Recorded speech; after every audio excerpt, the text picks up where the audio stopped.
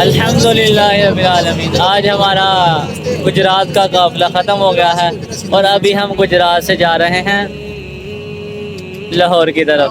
तू अमीर हरम मैं फकीर अजम तेरे गुन और ये लग। अस्सलाम वालेकुम रहमतुल्लाहि व बरकातहू। असां गुजरात तो जा रहे हैं लाहौर की तरफ। तू कुजा मन कुजा तू कुजा मन कुजा। भाई कैसा लग रहा था लाहौर का सफर?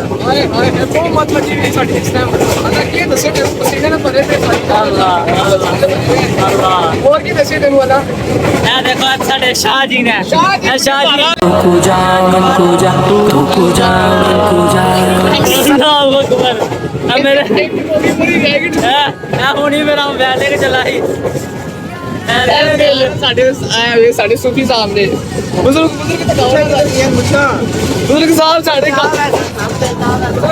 बहुत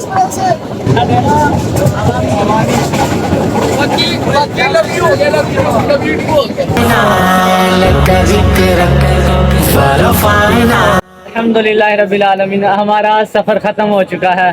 अब हम आ गए हैं लाहौर। ये देखें लाहौर सीधा, ये लाहौर स्टेशन पहुंच गए हैं और हमारा सफ़र मुकम्मल हुआ अल्हम्दुलिल्लाह। हमने सफ़र तेरी चादर तेरे तेवर मेरा जेवर तेरा शेवा मेरा मसलक फरफाना